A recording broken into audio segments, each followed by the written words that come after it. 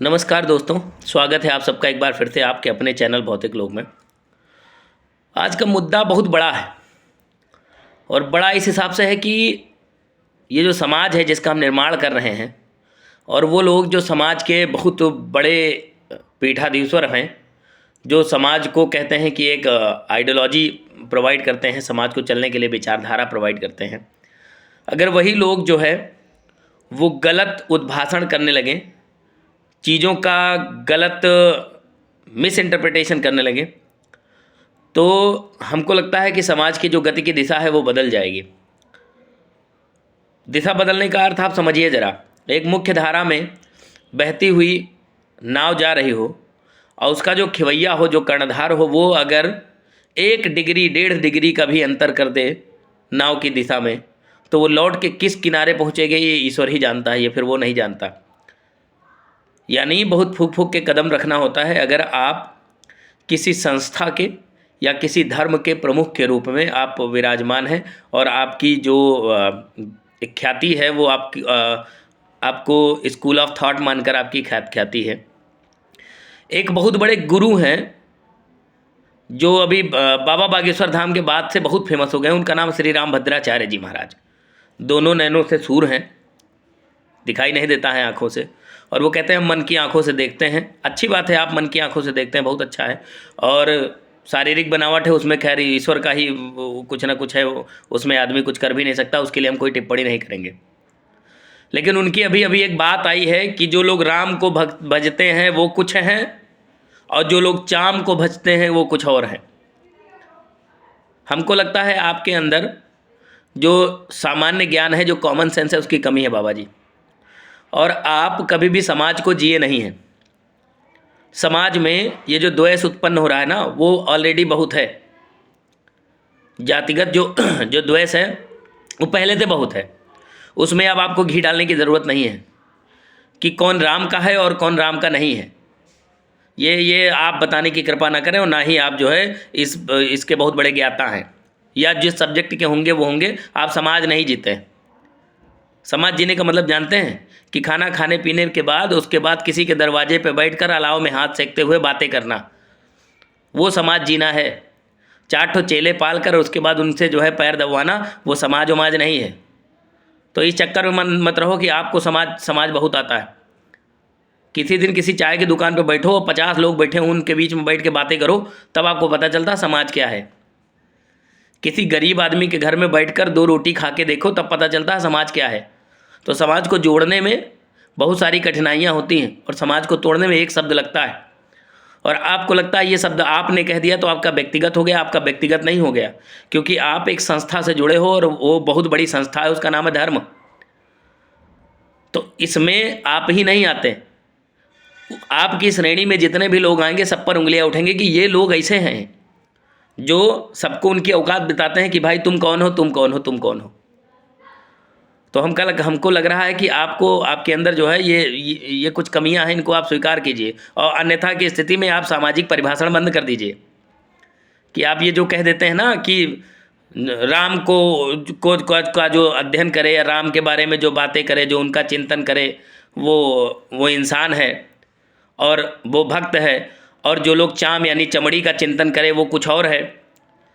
महोदय, सुबह सो के उठते हैं तो सबसे पहले टट्टी करवाने आप किसको जाते हैं? अपनी चमड़ी को, चाम को।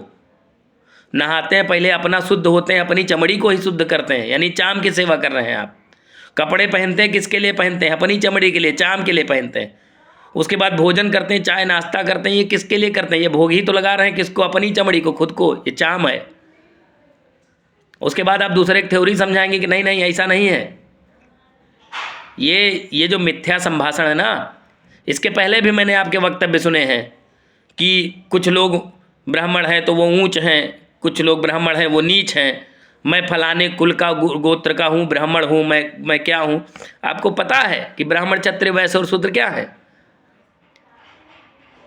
जन सामान्य के हिसाब से उसको समझाइए, मैं समझाता हूँ आपको। जिन आदमी का जीविका, जिस व्यक्ति की जीविका तनख्वाह से चलती है, वेतन से चलती है, सैलरी से चलती है, वो शूद्र है। आप पढ़िए ज़रा, जिसकी जीविका मुनाफे से चलती है, प्रॉफिट से चलती है, वो वैश्य है। जिसकी जीविका, जिसका खाना रोजी रोटी टैक्स से चलती है, कर से चलती है, वो क्षत्रिय है। और जिसकी जीविका दान से चलती है, वो ब्राह्मण है। यानी ब्राह्मण का अर्थ यह है कि वो किसी से भी 2 पैसे मांग नहीं सकता। जो भी डोनेशन में मिला उसमें गुजारा करना है उसको।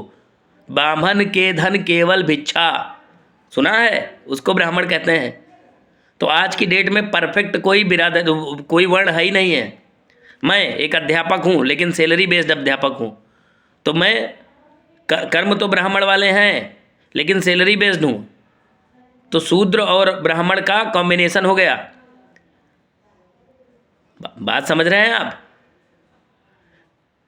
जो लोग देश की रक्षा कर रहे हैं वो क्षत्रिय हैं लेकिन सैलरी बेस्ड हैं, इसलिए वो शूद्र हो गए और क्षत्रिय भी हो गए, दोनों हो गए। तो आज की डेट में एक अलग कह दीजिए वर्ण एग्जिस्ट करता है, तो एक अलग वर्ण एग्जिस्ट ही नहीं करता। जो बिना किसी लालच के, बिना लाग लपेट के, केवल और केवल शिक्षा या ऋषि मुनियों की तरह जो है डिस्कवरी कर रहा हो, खोज कर रहा हो, निरंतर सामान्य जनजीवन को सुंदर बनाने, सरल बनाने का प्रयत्न कर रहा हो, उसको ब्राह्मण कहते हैं। और जो जब समाज को तोड़ने का काम कर रहा हो उसको ब्राह्मण कहते हैं। ये इतने सारे राजनेता कम है समाज को तोड़ने के लिए, जब आप भी धार्मिक आधार पे आ गए समाज को तोड़ने के लिए। ब्राह्मण, क्षत्रिय, वैश्य और शूद्र। पुरुष सूक्त पढ़िए आप, पुरुष सूक्त। पुरुष सूक्त में क्या लिखा है कि मुख से ब्राह्मण, भुजाओं से क्षत्रिय, उदर से वैश्य और पैरों से शूद्र का जन्म हुआ। तो आप ऐसे एज इट इज मान लिया, ऐसे लिखा है।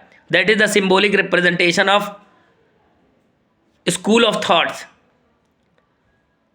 विचारों का प्रतीकात्मक संकेत है ये जो उत्पत्ति बताई गई है। मुख से उत्पत्ति का अर्थ है कि मुख से या ब्रेन से। यहाँ पे स्कूल ऑफ थॉट जन्म लेता है, कहाँ? ब्रेन में, और मुख से बाहर आता है। जो विचार है ना, जो विचार है वो मस्तिष्क में पैदा होता है, फिर मुख से बाहर आता है। फिर उस विचार को भुजाओं द्वारा बल मिलता है और फिर वही विचार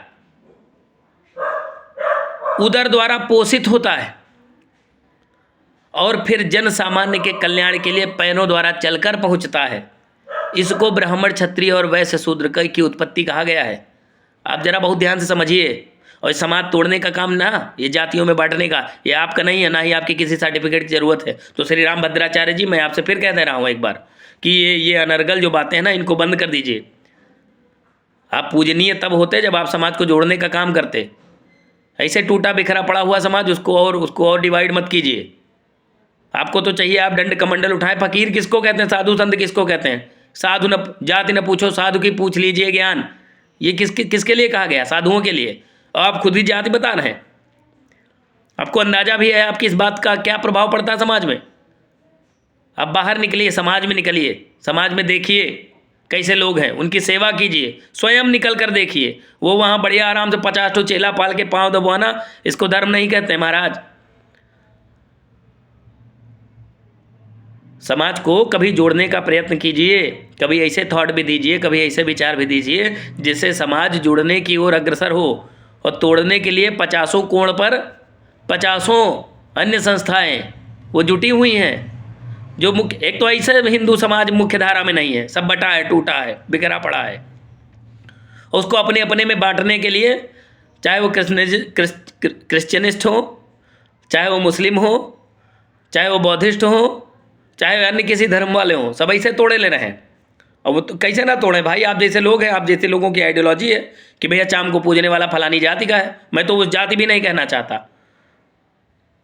इस पे जरा जो है गौर कीजिए और दोबारा ये ऐसे शब्द ना आए। और कम से कम इन आंखों से नहीं देखते, मन की आंखों तो देख लेते हैं आप। आप तो नरेंद्र मोदी जी के बहुत करीबी हैं भाई। उनके साथ मंच साझा करते हैं तो कम से कम उनकी बातों को ही लेके चलिए कि सबका साथ, सबका विकास, सबका विश्वास। ऐसे सबका साथ, सबका विश्वास जीतेंगे आप जातियों में तोड़कर? इस पे गौर कीजिए। जय हिंद।